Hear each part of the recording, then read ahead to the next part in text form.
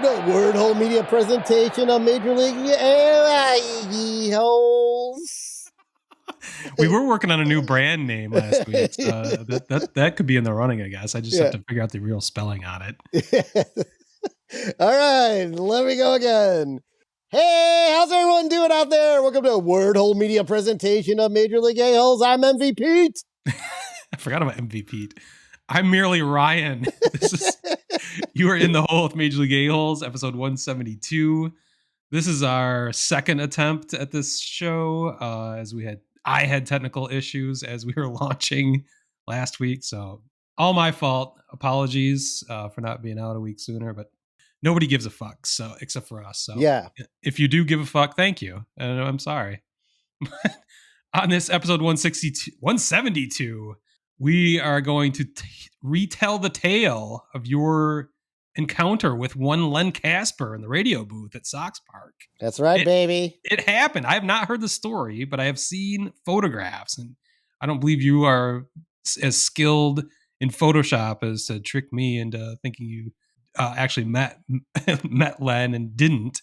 So it looked legit to me. So I'm going to believe your story when we hear it. But that happened during the Giants and Sox and Giants series. I'm sure you've got plenty to talk about with that, your two favorite teams. I've got just a little bit of Cubs shit to talk about. I want to talk about Kyle Tucker and Cam Smith, as this would have been more appropriate last week when we were coming to you, but Cubs were just in Houston, so that was a big topic du jour. With my Tigers, again, the best team in baseball, I guess I have one question. Who on earth would trade away Tarik Skubal? We'll get the answer to that later on. But then we'll finish up our badasses of the first half with our pitchers. We did all our position players last week. We'll do our starting and reliever pitchers. So I think with that, we might as well go ahead and jump into the news. Yeah, so I don't know for you regulars out there, but for you non-regulars, maybe you're checking us out for the first time. Several months back, I went to a charity event for the White Sox called Beyond the Diamond. And at said event, I met Len Kasper. He just kind of walked up next to me and was sort of looking around. And I'm like, hey, Len Kasper. He's like, hello. And what I thought would be like a casual shake of the hand, like what you do, turned into like, a 10-minute conversation. That's awesome. And at the end of it, he said, hey, if you're ever at the ball game, give me a text.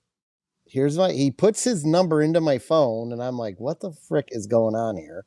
And he said, very forward of him. Yes, I know. Let me know. Like, hey, I'll you and Robin come up to the booth. Blah blah blah. So okay, well, he's well renowned as like the nicest guy in the world. Yeah. So I mean that seems like a nice gesture. But we were, I don't know if you were dubious, but you could see how that would just be something to say, and maybe it would not happen. Yeah, and it didn't happen because the next game I went to, I texted him and. He was actually out ill. He had lost his voice. Likely story. Yeah. So I was like, oh, okay. And I was like, okay, maybe this isn't going to happen. So we had a redo during the Giants series. A little, what's that? About 10 days ago now. Yeah, I think so. And it was a Saturday afternoon, 3:10 start. Beautiful day for baseball. Because the Sox are so good. We were able to get some nice club seats at a minimum, which lent itself well because I did text Len Kasper and he said, yeah, come on by between 2:30 and 3. And he gave me some info, which I'm not going to share on the air because it's just a half hour before game time. Yeah, wow, exactly. Okay. Yeah. It must be because they're done with all their pre-game setup stuff, I guess. I don't know. Boy. But he's like, it's on the club level. So he gave you directions that you cannot share? I am not going to share the directions. Did he tell you that you could not share this? He did not tell me I could not share this information, but I'm smart enough not to share this information. Okay, you can tell me offline. So... And then I'll post it up. I will tell you nothing and you'll like it. So he gave you the secret code. Yeah, he gives me the code. and he's like, it's on the club level. So Damn. I guess I never realized like you could, all the press boxes, it makes sense though, enter through the club level. Yeah, I it's thought all right maybe there. they had their The secret own little, lair. yeah, like a middle level and level 0.5 or something. Yeah. 2.5.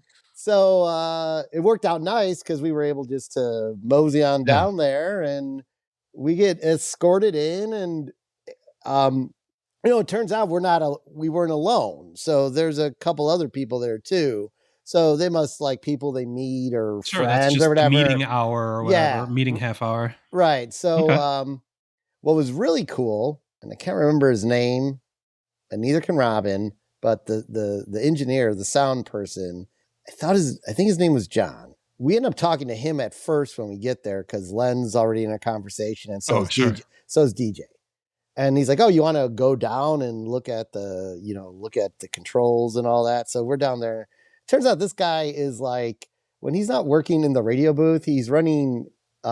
He's toured the world. Wow. He works exclusively now with Peter Gabriel's record label Wombat, and like does all of their artists, but he's like toured with Frank Zappa. And Oh my so God. so I'm a music nerd too. So I'm like getting this like weird, like I didn't even expect to have a conversation like Yeah, how'd you this. get into that conversation that quickly? Well, it was Wow. like we were like started talking back and forth, and where'd you grow up? I'm like, oh, I grew up on the south side, and blah blah blah, and I know this guy, you know that guy, blah. And then I I said, well, what else do you like? Do you work where else do you work besides Oh, this is okay. your main job? He's like, well, no, I'm always working. He's like on All-Star break, I'm flying out of the country to work with some of Peter Gabriel's artists at That's this crazy. fest. And I'm just like, what are you talking about? And it's Wow. just like really super fascinating. So then Len moseys on down, and him and I just start chatting, and you know, he's a very honest dude. Like he's like, we were talking about season tickets. We were kind of laughing about the email that went out, which we were gonna, for those of you who didn't get it, there was Oh, secure to get the your two, 26 season tickets? yeah, your 2026 season tickets to get the best seats available. Yeah. And, Len was saying like, no one's really like getting season tickets right now. And he's like, that's on us as an organization. He's like, Mm-hmm. you have to put a better product on the field and he's like, while there's improvement, there's not enough improvement to, get people to buy season tickets. And he gets it. And then he was telling me how he mentioned the illness and how like what had happened, and like he lost his voice for a couple days. Yeah. And he was indeed out. I remember that happening. And again, I didn't believe your original story, but it corroborates. but you confirmed it. You had to do your own investigation. Yep. You're thinking Len Kasper gave me some random burner number and some guy's just replying as I wasn't sure if you ever met Len Kasper. It was probably some guy named Ken Lasper. So then DJ comes down, and DJ's like DJ's like the comedy relief. He's making jokes and All his like, dad jokes. yeah, just jokes. I'm like, oh my God, it's a pleasure to meet you. He's like, well, let's not get ahead of ourselves.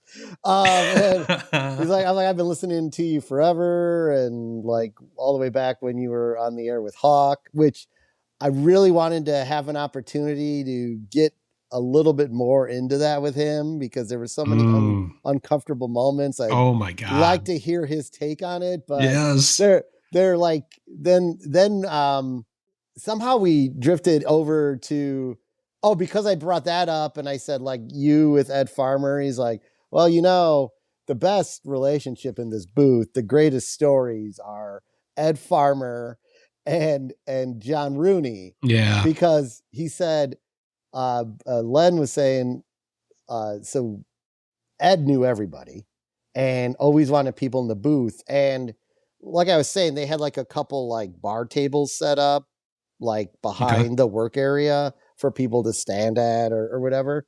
But he said when Farmer was there with Rooney, they had like bench seating because Ed Farmer liked having the booth filled with people. Oh, wow. And he's like, it'd be like 5 minutes before the game, and he'd call over to security and be like, hey, some of the guys from the Notre Dame football team are here. Can you go ahead and bring them up? And he's like, Rooney would get so fucking pissed and be like, excuse me, but I'm trying to do a broadcast here. Is that why And he left for St. Louis? maybe it may Yeah. have been ultimately why he did leave. It was like too much for him. Fucking farmer. But he'd be like, excuse me, I need to get through. I'm trying to prepare for game we're about to broadcast today.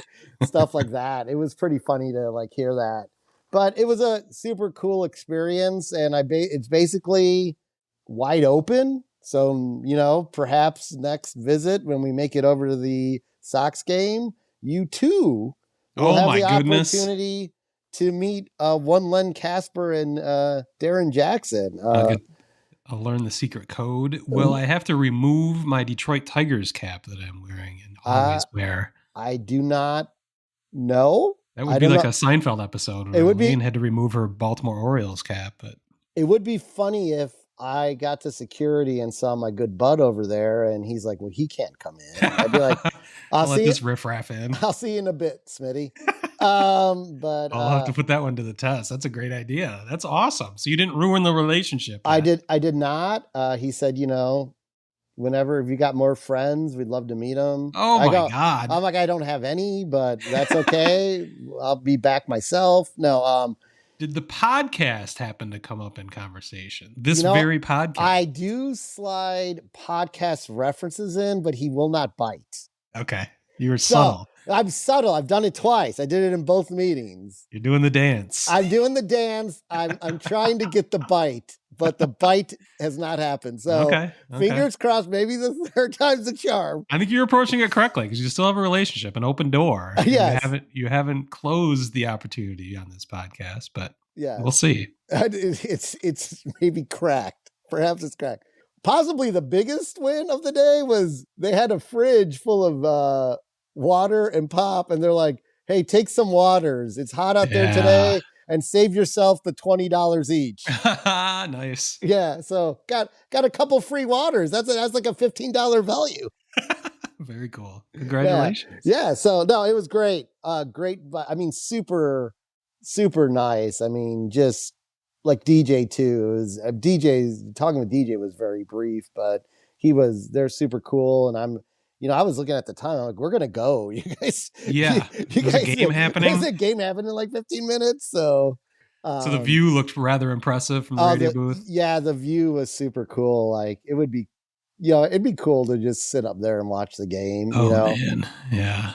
Imagine. It wasn't terribly far though from that home plate club. It was kind of right by it. So, but I do have to say on the club level, they've added a menu item you can only get up there, a smash burger that both Robin and I agree as far as like food meeting like restaurant type quality, like, and like you'd get at like say an Al Cheval or something like that. Wow. Like this smash burger was right there. I was blown away by it. So I've been on the club level there once for a Tigers Sox game 10, 15 years ago, probably. Now I was impressed. I mean, it's like you've got the indoor concourse basically inside. Yeah. And then you get to your seats and you've got wait service and whatever. Do they sell waitresses? Yeah. I had beers delivered all game long. That's awesome. Only time I had to get up was to use the facilities. Well, and that's the other thing. There's not that many people up there, so you take a piss and there's nobody in line. It's like, that's a huge benefit. So, or if you need to get out, it's all air conditioned in there. So if you need to go up underneath to cool off on 100-degree days like we've been having, I highly recommend the club level. That worked out great. You planned that well. Well done. Well done. On accident. But the game, the Sox win a 1-run game over the Giants, who normally win the 1-run games. Yeah. Sox won 1-0, then took the rubber match to take 2 out of 3 from the Giants. Yeah, that was kind of the beginning of the downfall of your Giants, isn't it? Well, they've won 7 times in the last 20. That's not good. They're 7 for 13. They have been struggling. They're not the bullpen, which has been pretty solid, which you'll talk a little bit about when we talk about our badasses of the first half. But They did have the best bullpen in baseball coming into that series, but that's starting to become a little more porous. And all my excitement I had an episode ago, thinking that they were going to be sticking around for a while at You three and a declared, at I three believe, that they would be sticking around for the rest of the season, and at they immediately went into a tailspin. Yeah, exactly. Like if you want to talk about like the idea of like, someone says something on air and then immediately the opposite happens. Like I literally said that they were half game up in the wild card and 3.5 out of first. And now I think it's 7.5 out of first Mm, and 3.5 out of the wild card. So mm. there you have it. I feel like, I don't know. I mean, like now the question is turned to, do they move some guys at the deadline? I Boy, mean, yeah, what? this is Yeah, the wrong time to be having a tough streak here. I yeah, mean, it's going to make some decisions for you. yeah. So we'll see what happens. On the flip side of that, the Sox taking 2 out of 3. They just took 2 out of 3 from the worst team in baseball, quite possibly what's going to end up the worst team in baseball history. The Rockies. The Rockies. I didn't even know that series was happening. Yeah, there's an article, I did not read it yet, in the Athletic on why games versus the Sox versus the Rockies is a series no good for either team, Mm, or any viewer. yeah. But the Sox should have probably. I think they should have swept the series. They are better than the Rockies, but they did take 2 out of 3. They're at 30 wins. 30 and 60? Yep. 3 Wow. more than the entire amount of wins they had at the All-Star break last year. All So right. it's improvement, Did you have 42 wins overall last year or 41? I forget what it Uh, was, but yeah, it was 41 because they only won 14 games after the All-Star break last wow. year. You've Because got to win. You only have to win 12 games to get better than that. I think you've got that wrapped yeah, up. I think we got this. I think we have happily have secured a better record, and you can see the improvements on the field. We have a better team, and things are flowing in the right direction. You've even got a closer of Yeah, all things. yeah. Grant Crazy. Taylor has been impressive. It's kind of creepy that or just you know kind of they started talking about how he's it's reminiscent of Bobby Jenks, because Jenks came out and was at the time when not a lot of guys were throwing like 102 and he's throwing like 102 back Mm. when he first came out, and then he'd snap off a 70-mile-an-hour changeup on you and you're like, what the fuck just happened? And Grant Taylor has a similar makeup. And in as Grant Taylor gets called up to the club, and I think he's been in about 10 games now. We had the sad news the other day of Bobby Jenks passing. And, for me, when these things happen, like I get kind of like, you're kind of like, oh shit, I can't believe that guy just passed away or Well, whatever. yeah, he But was only 44. He had probably, stomach cancer. yeah, kind of a long bout with that because I heard about that a few years ago, it seems like. But Yeah. But like for this one, like it was just, it's a little like, I was like, wow, like I don't know. It kind of got me emotionally, I think, because he's mm, from the '05 team. And yeah. And I this is went, the 20-year anniversary. It's going to be celebrated this month yeah. And all over the then place. the whole year of '05 was a wild ride for Oh, me. boy. Yeah. Um, Speaking of cancer, and Mm.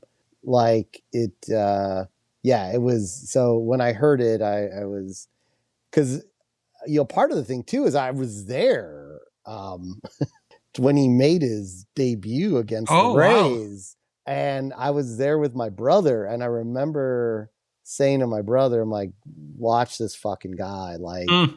everything I've read about him, he's gonna like throw like around 100 miles an hour, and then he's gonna throw someone like a fucking 70-mile-an-hour changeup, and they're not gonna know what to do. And And sure that enough, that's exactly what happened. that feels a little more commonplace these days, but that was a huge anomaly to have that kind of weapon out of your bullpen back 20 years ago. So he was kind of a trendsetter almost. Yeah, yeah, and then he had, I don't know if it's still a record. He had at one time was like 44 scoreless innings in a Mm-hmm. row. I think Yeah, I that may remember have that. been. I think that may have been broken, but That'd be um, tough.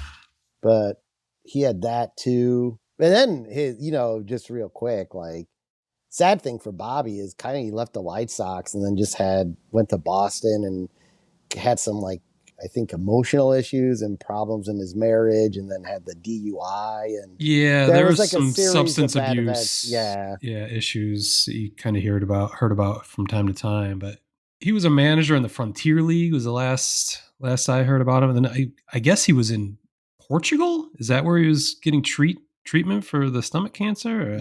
yeah, Portugal. Yeah, that's where he passed in Portugal. Oh, So, yeah, but Bobby Jenks, I think, is always going to have a special place in all White Sox fans' hearts, and obviously, every fan, including yourself, we were always entertained by Ozzy and Bobby Jenks. Um, yeah. Ozzy would like call the bullpen and just give the sign for the big fat guy and bring him in. And yeah, instead of putting up his left or right hand, he'd they'll be like, "Get El Gordo." and I think Bobby took that all in stride. I think he thought it was hilarious too. So just, I don't know, a troubled guy, sad ending, but I think he was a good guy and a legend, a world champ. Yeah, I I do remember Ozzy saying at one point he started to do that because that wasn't the not he didn't do that when the year they won the World Series. It was like within the next couple years he started doing that Oh, because Jenks had put on some weight and he thought he was a little out of shape, okay. so he He was was giving calling him him out. shit. Yeah, he was giving him shit walking out to the mound and get the big guy. So funny as always, Ozzy. So Yeah. but Sox, they did play the Dodgers in between there, and Oh, wow. I got forgot about that. got swept as they Yeah. should have, I guess. But there was one game that was really heartbreaking, and it was the first time you saw Grant Taylor look a little like a mortal, Mm, where I was they watching that one. they led up Sorry. to 3 runs in the ninth. It was right, and to Didn't they bring him out for 2 innings? Isn't that what yeah, that's what. happened? Yeah, they've been saving them, and they've been using them in these situations where, uh, like we were talking about a few weeks ago, like where he will come in and like maybe the eighth because the top of the lineup's up. Sure, yeah, that highest of leverage situations bring him in there, but I didn't think he'd ever tried to get 6 outs before. So it's Yeah, he maybe. did. He did got 6 outs, like appearance before, 2 appearances Oh, okay, before. So they'll not use him for like a few games at a time. So they have him for those situations, but okay. yeah, it didn't work. And Doesn't work then against the Dodgers. yeah, and then ultimately, I think Smith came in and led up the go ahead run from Freddie Freeman. So anyway, that one was a heartbreaker. The other ones were sort of seemed routine for how the Dodgers should be handling the White Sox. So Yeah. yeah, but like I said, I don't know. It's just so weird talking about the White Sox this year because it's not all doom and gloom over here. So we'll see what happens. I can't believe I'm still hearing real quick. I'm not sure if you heard this over there, but the possible trade partners for Lewis Robert. I mean, really? I mean, Chris Getz got on the spin machine and started saying during a press conference last week that, well, I don't know, we like Lewis Robert in the lineup. I mean, Mm. he could be a piece for this team as we move forward. Okay. Okay. Yeah. So Yeah, I mean, I haven't. Did you hear any speculation on what teams would be interested in him, or just the idea yeah, was out the there? shit. I read something this morning. It was why he would be a good fit for the Tampa Bay Rays. Okay. But I don't know. I don't see why he would be a good fit for the Tampa Bay Rays, unlike how Kyle Tucker was a good fit for the Chicago Cubs. Oh, wow, what a segue right there. You're like a pro again. Yeah, my Chicago Cubs took care of business this past weekend against the St. Louis Cardinals, the hated St. Louis Cardinals. Took 2 out of 3. Uh, 2 wins in blowout fashion, including Friday, 4th of July, setting a franchise record 8 home runs. Yeah, It was just crazy. ridiculous. I mean, it was like every at bat. Michael Bush, Seiya Suzuki, everybody, Pete Crow Armstrong, Kyle Tucker, aforementioned, got in the business there. Just a crazy weekend, and fortunately, it came at the expense of the Cardinals. Awesome. Uh, but the weekend prior to that, the Cubs were in Houston, which brought up the topic of the Kyle Tucker and Cam Smith, the key piece of that trade in the offseason. And I heard this brought up. This is not an original idea, but I heard this question brought up quite a bit last week. Like, what is, and I'd even ask you from an outsider's perspective, what is the bare minimum that the Cubs would need to have happen to justify the Kyle Tucker trade? I mean, do they have to win the World Series? Is that the only way that the Kyle Tucker trade is worth giving away, a prospect such as Cam Smith, he's having a hell of a rookie season. He certainly doesn't have the numbers of Kyle Tucker that we were kind of joking about at the beginning of the season, like comparing like their stats. He's nowhere near Kyle Tucker, who's he's an all-star, top 5 offensive player in any category. But Cam Smith is, he's got a 786 OPS, 7 home runs, 4 stolen bases. Just he's 22 years old. Yep. So Houston's got him for at least 6 more years under control, I believe.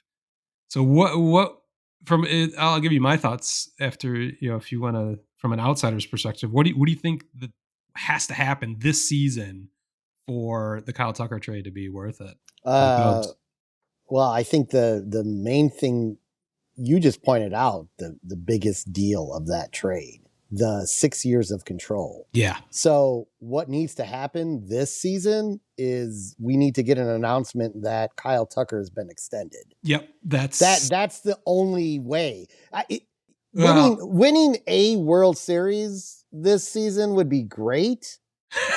It's the whole Obviously, the whole point of why you're out there playing as a team. Yes. But you win the World Series and you just let the guy go. Well, I mean, maybe that changes the whole thing.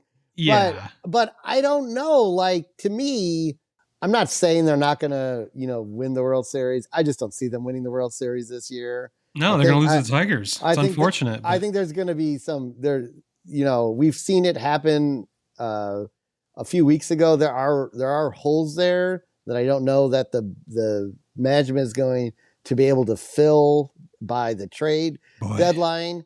That's a really good topic too. And those holes will continue to get exposed and they especially usually get exposed in the playoffs. Well, with Jameson Taillon now going on the IL, they have to get starting pitching, and the starting pitching market is horrendous. Yeah. I mean, people are talking about Luis Severino from the A's as being a trade target. We talked a couple weeks ago. I was talking about Chris Sale, who's immediately got hurt and off the market, and of course. So there's just not a robust starting pitching market, other than Sandy Alcantara, who had been terrible, then was better in June, and then just had another. I think his last outing, he gave up 7 earned runs. That's what they're going to be looking for. I think this is the wrong year to be looking for starting pitching at the trade deadline. I'm telling you, the Sox are in the fucking. They're at catbird seat. They're in the catbird seat with Adrian Hauser. Mm-hmm. I've heard his name brought up a lot this past week. Went another 7 innings, or was it 8 innings in fucking Colorado? Let up a run or no runs. Right. I can't even remember. But it was minimal. His ERA is like way below 2 now. His WHIP is around 1. I mean, Chris Getz and Jed Hoyer are neighbors. They live in the same neighborhood, so they talk all the time. So let's get this done. But yeah, your point with the Cubs and their World Series prospect, I think that's the most salient point is their problems that they should be able to solve, or going to try to solve at the trade deadline, are just not easily solvable. So they've got serious issues there that make you think a World Series championship is not a guarantee by any means. So that's where I'd say, for Kyle Tucker to justify that trade, obviously winning the World Series. Yes. If they win the World Series, that's the whole point. It was worth it, even if he's gone next year. Signing him long-term is, number 2. If that happens, then it's worth the trade, because the theory that he would come to Wrigley and be enamored with the sold out crowds every day and the whole atmosphere, and just decide he wants to spend the rest of his baseball career and in the friendly confines, that would be justified then, even if they don't win the World Series. So what if they made the World Series and then lost to my Tigers? Is that, and then lost Kyle Tucker completely? No, He didn't resign. It's not worth it. So would you? Because what? Here's the problem. Now you've got to fill a gaping hole along with the other. So let's use a boat analogy, a sinking ship. So you go out on a voyage and you plug it. You've managed to revitalize your offense, and you've got this young talent which should continue to flourish with like a Peter Crow Armstrong, and you got your Michael. That's the MVP. MVP, yeah, the other MVP, the second. You've got Michael Bush there, who's solid. He's looking incredible. Yeah, you got Suzuki, who is going beyond the means after last season we ever thought we would. He's not even an all-star. I know, that's like 75 crime. RBI. That's a crime. Yeah, but you got all the pieces there, and then Tucker was. We thought like, wow, Tucker and Cody Bellinger would have been insane, but probably actually would they be even better? I don't know. But what would have been more important would have been, Kyle Tucker and signing a legitimate number one pitcher. Mm-hmm. And then, then you got some of what you needed to fill taken care of, except you still have some bullpen issues. So Tucker goes away without winning the World Series. 26 looks like a mess. Looks like a mess. Although you've got, Justin Steele coming back, so that helps the rotation immensely. You got your ace coming back. Yeah, but I think I agree with you. I think signing him long term is that obviously will justify the trade. Winning the World Series is the only other option. If they flame out, what was the point? I've experienced that twice in my adult life. The Tigers losing a World Series.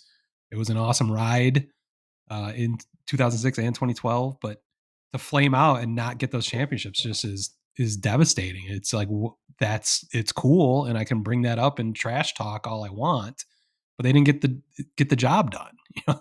So what's the point?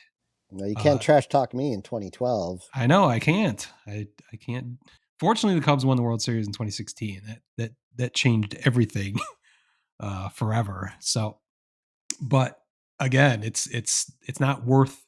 I can tell you from firsthand experience, from a fan's perspective, it's going to a World Series is enough. You got to fucking win it. And I think with the Kyle Tucker trade, we're going to see Cam Smith for potentially decades to come, as he's only 22 years old. If the Cubs don't sign Tucker long term or win that series, it was not worth it. Oh, that's all I've got for my Cubs. I wanted to transition over to the best team in baseball, 57-34, my Detroit Tigers, 23 games over 500. They are 13 and a half games ahead of second place, Minnesota Twins in the AL Central. I can't remember the last time they had a 13 and a half game lead in the division before the All-Star break. Yeah, it's crazy. That's happened in a while. Question for you. What, over the last 162 games, what would you guess the Tigers' record is over that a season span, essentially? Over the last 162 games. 162. That's what I was thinking, and I was hoping that was indeed the case. It is not. It's even better? They are 99 and 63. So you were close, but you were incorrect, sir. I looked that one up on StatMuse today. So I think if they win tonight, maybe they've got the right number.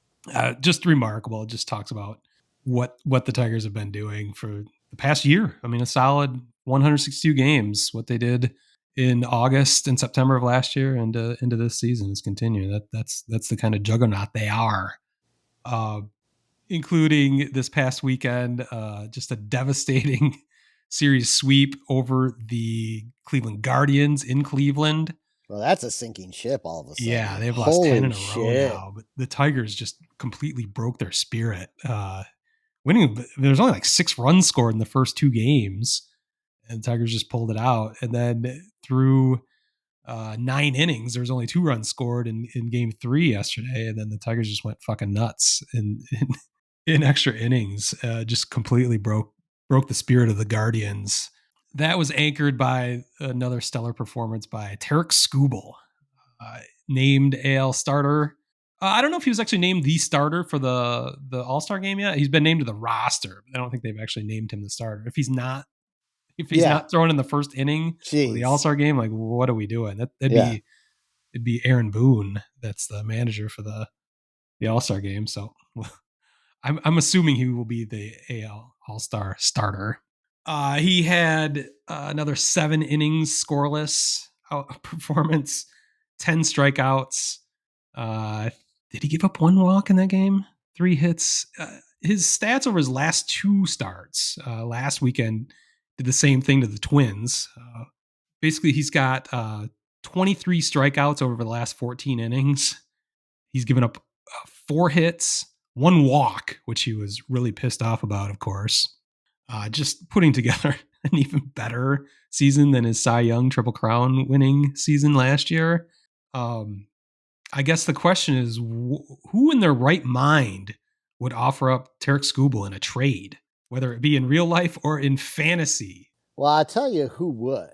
A team that came to the realization that their fantasy season is over. Oh, And they just want guys that they like on their team. okay. So they were willing, and they were all in on the Giants being competitive for the remainder of the season. So they wanted to ensure an easy trade while we could still, since he's on the Giants, he technically isn't allowed in an American only league, but he was on Boston to start the season. So Correct. someone decided to pull the trigger on a trade to get the babyface assassin, one of his favorite players, onto his roster. And he knew it was, well, Mike, I might as well make it easy. I mean, I can't have the best 2 pitchers in baseball on my roster in last place. I got to get rid of one of them. Yeah, you have Hunter Brown. Yes. In addition, you had Tarik Skubal. Now Hunter Yeah. Brown is your ace, but Yeah. it's a pretty good one too. How is your team so terrible this year? What? It might change my name to Day to Day because I have yet to probably go through a day where I don't get an announcement that one to 3 of my starters is not playing due to something. I know.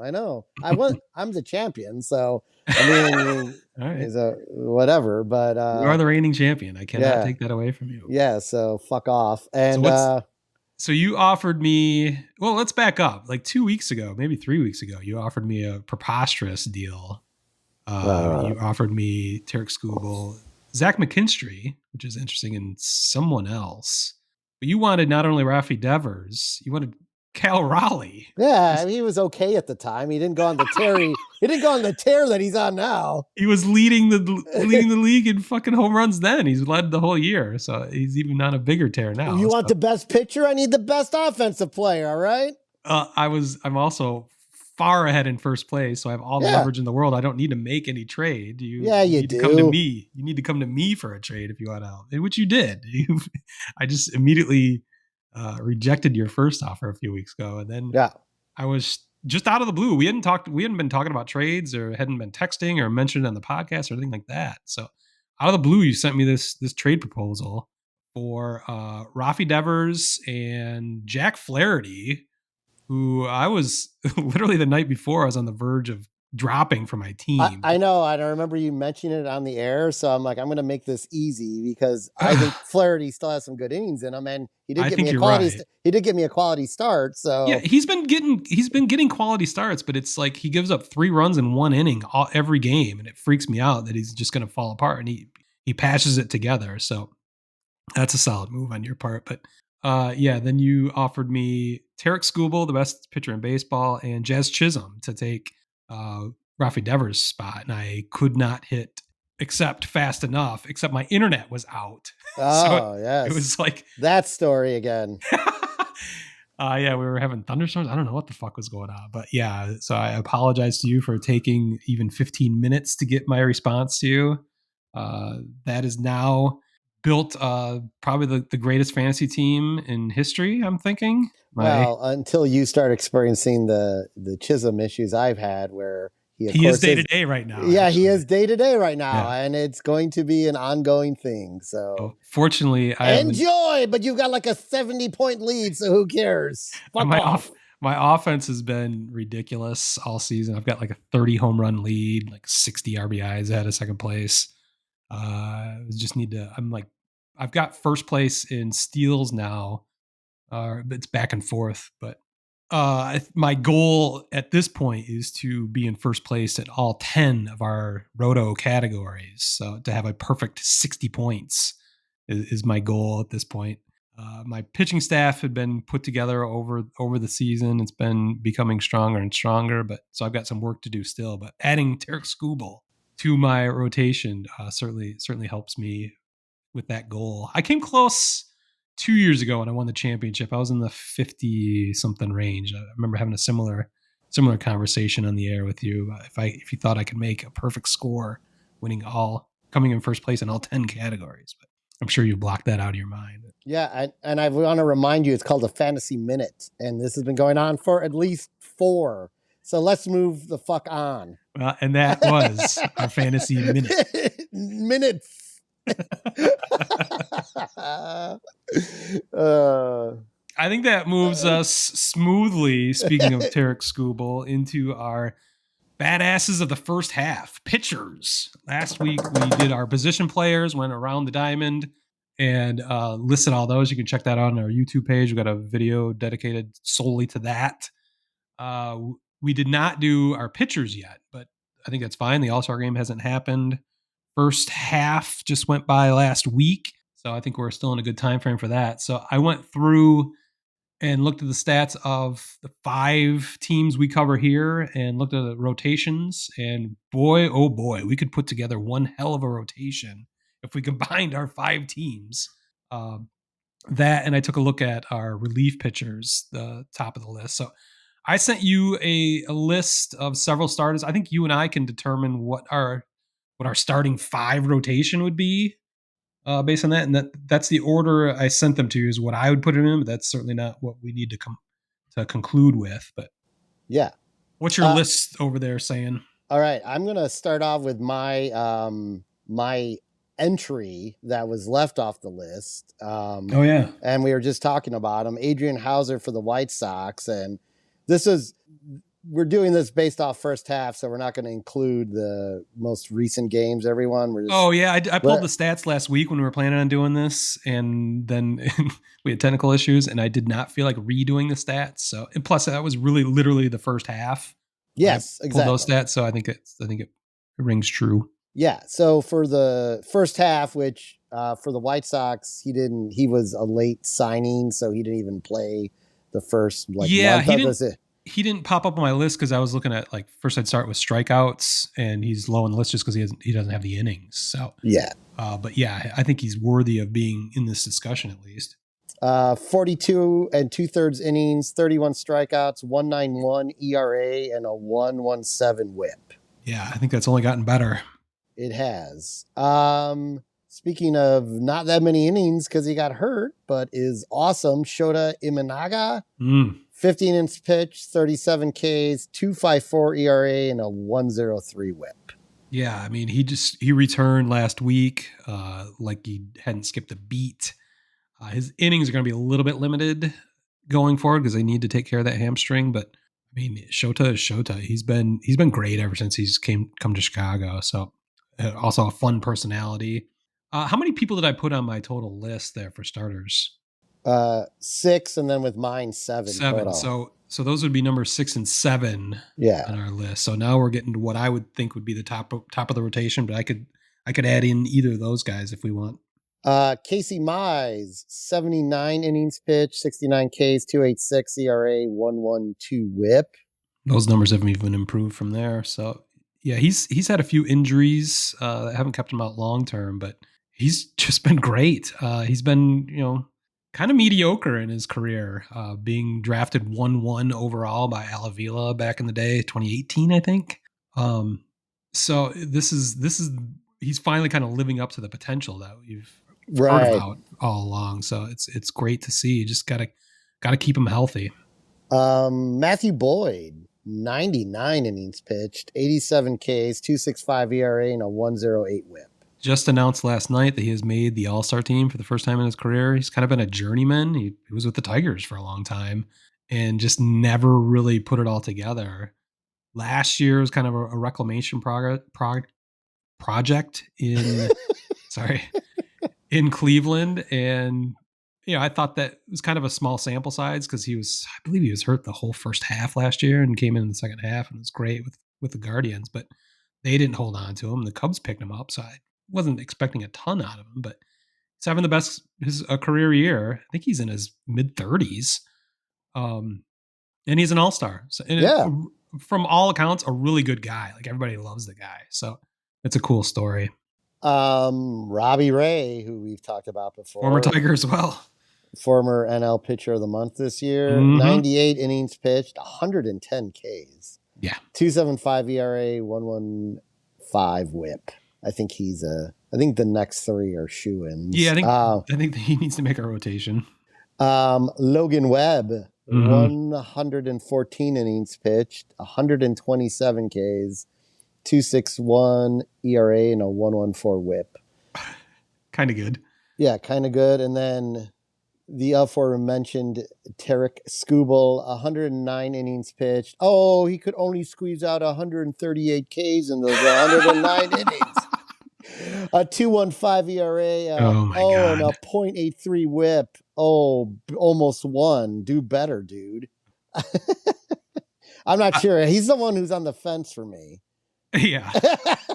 I've got to look. I just mentioned the Triple Crown that he won last year. I'm not sure that he's first in ERA at this point. I got to qualifying innings. Yeah, I'm not sure either. We should look that up. But I think he's got to be in strikeouts and WHIP, and he's ridiculous. As good as he was last year, he's better this year. We talked earlier about how few walks he has for the season based versus strikeouts. It's ridiculous. He's the best pitcher in the world right now. So I think he's got to top our badasses the first half rotation. Yeah, for sure. So I'm going to make a little argument for Adrian Hauser and at least having one White Sox player on the goddamn. Yeah, we got to get a White Sox in there. But here's why. Here's why I'm going Hauser over Mize and Imanaga. Is Hauser averages 6.6 1/3 innings pitched per start. Mize and Imanaga average just over 5 innings pitched per start. Now that's such a huge thing. Like every day when I'm watching the Tigers or Cubs, I'm dying beyond fantasy implications because we have quality starts as a stat. Yes. It is so huge to get your starter through 6 innings, and it seemed to be so much more commonplace when we were kids or growing up. It is an anomaly now, and that's why I value the quality start stat where some don't, because it eases the burden on your bullpen so much. You only have 3 innings to cover, so to get through the 5th, into the 6th.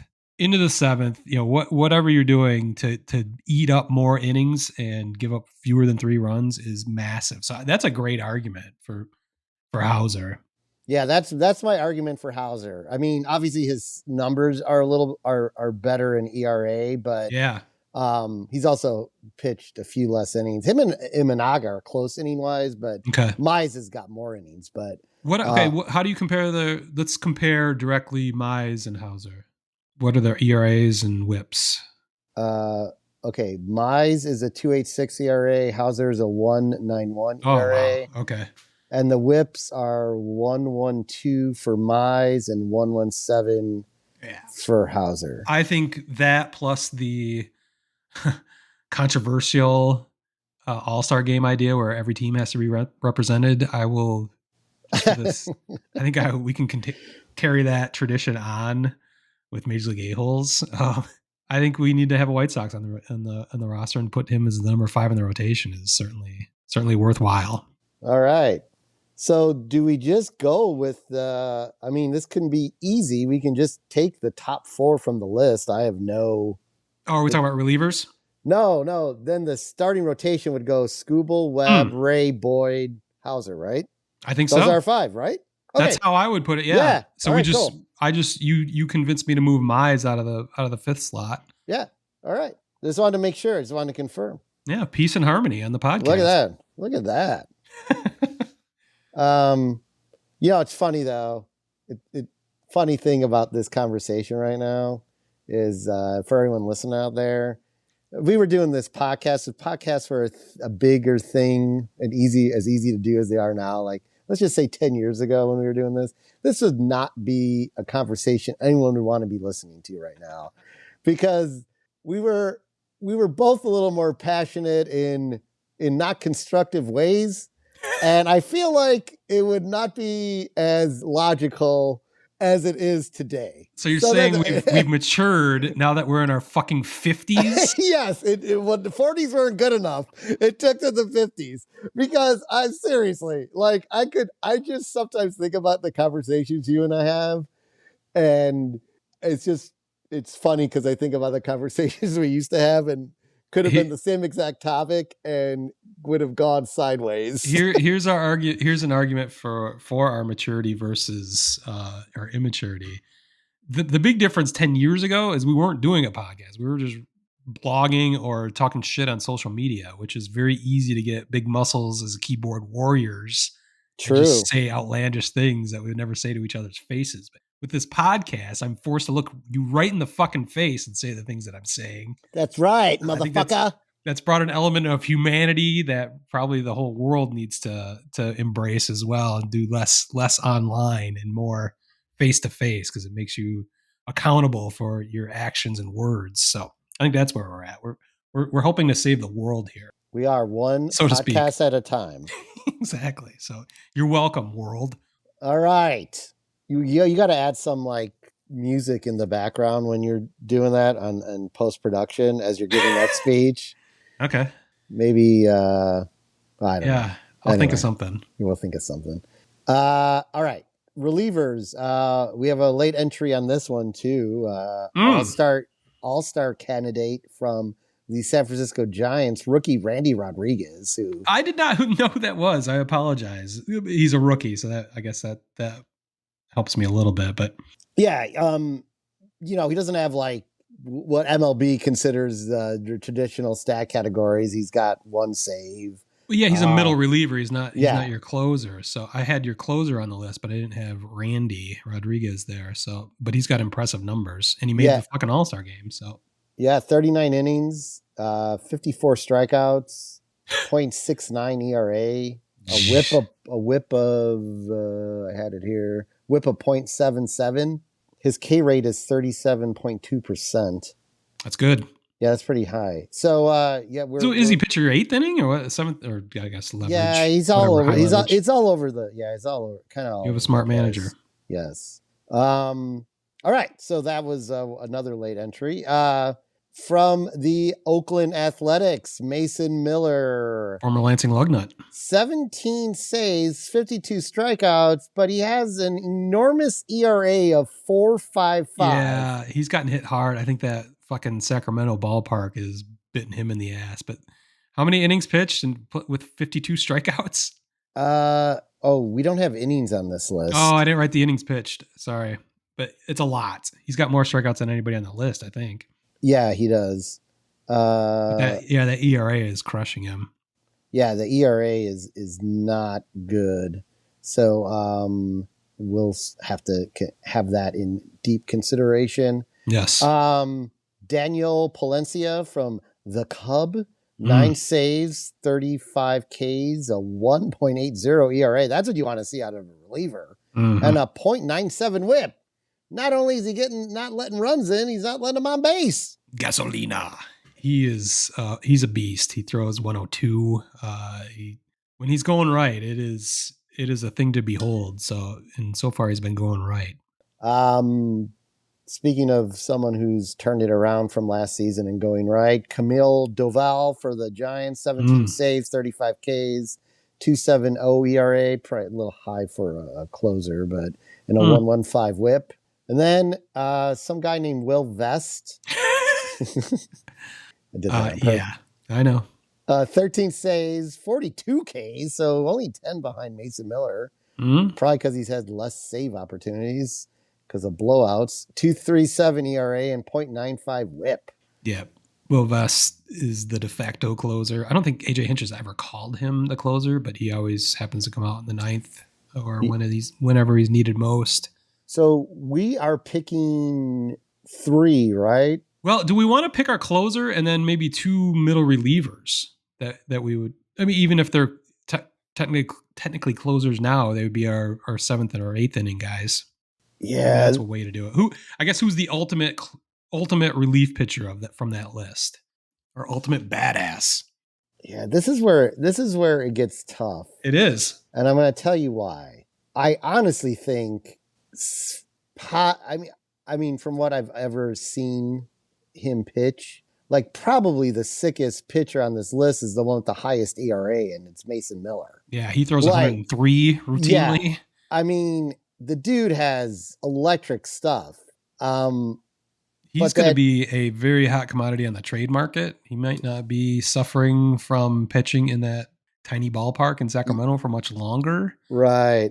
So it'd be interesting if teams are just completely throw away his ERA stat and look at everything else he does. But yeah, he's got wicked stuff. How many actual saves does he have for the A's, who are a last place team? 17 saves. It's still a lot. Yes, that's a lot for their. I mean, put Mason Miller on perhaps the Tigers or the Cubs. I mean, or on the Giants even. Like no, let's not do that. Let's do Tigers or Cubs. I mean, it's just different. It's just he's probably got 24 saves and a 2.7 ERA like Duvall. Yeah. So I like that. Let's make Mason Miller our fucking closer, badass of the first half closer, the elite. I could see Will Vest. I mean, the way they use it. Exactly. He comes in the 7th or 8th, however you need him. My God, that I think he's got to be there. So that leaves one slot. Well, and I think that then goes down to how long has Palencia been pitching? He didn't come onto my radar until like 2 months ago. So I mean, he's been around, but I don't know. So we've got 2 Giants and a Cub. Is that what we have left? Yeah, and here's what I would I'm between Palencia and the guy we'd even have on the list, Rodriguez. Yeah, I'm removing Duvall from the conversation. Okay, because he's going to continue. I think he's going to continue to. His numbers are going to continue to increase. It's just what happens with him. Yep. But I was going to say, if Palencia is a little bit more of a veteran presence, then I would lean that direction over the rookie. Yeah, over the rookie, because the rookie's going to have his ups and downs. So, I mean, Palencia is 25, so he's probably not a rookie, but you have his career stats. I'm looking that up right now. All right. Yeah, he's pitched in 67 games overall and 30 games this year. So so he's got last year. He's been around. He's actually pitched for the Cubs since 23. Okay. Looks like they used him as a starter originally back in 23. I don't remember that. Probably in September or something. Okay. Then 24, he was out of the bullpen and he was horrible. 6.14 ERA in 10 games. Well, he was hurt also, so maybe that was part of it. But he's come back like a beast. I mean, 31 and 2/3 innings pitched. 1.71 ERA with the K's. I mean, I think he's the last guy we put on the list. Okay. 35 strikeouts over 31 and 2/3. I mean, that's pretty good. That is one hell of a bullpen we just put together. That is. We have a starting staff that I think can compete against the Dodgers. Because that seems to be the benchmark. Actually, the Dodgers starting rotation is in shambles, but I know. They keep winning. But fuck the Dodgers. Fucking Dodgers. Well, I think that was great. That was an excellent exercise. That we have now completed our badasses of the first half, both offensively and in the rotation and in the bullpen. That's right.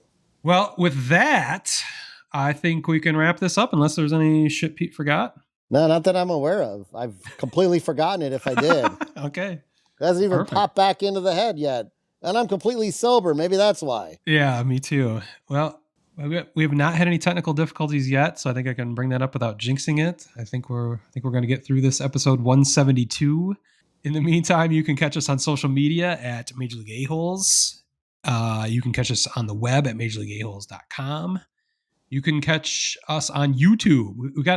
We had a slow summer. Like we weren't getting many numbers until last week. All of a sudden, we started getting some numbers and subscribers bumping back up. So the YouTube page Really? is back looking strong. So check out our YouTube page. What was the segment that really attracted the YouTube No, people? all the numbers are up Oh, for okay. no reason. I don't know. I don't understand the algorithm. I don't know. I don't understand social media. I don't understand any of it. But somehow people are listening and watching us in growing numbers. So It's thank probably you. because we had something called Badass. Maybe. Yeah, you're the social media guy. You should look this stuff up. I gotta tell me the right keywords to be using. Hashtags. God, I remember I used to do that. Yeah. I've gotten lazy. Yeah, that'd be nice. And you can catch this podcast anywhere you'd like to find a podcast. So with that, I'm going to declare this podcast is over. Peace. Peace.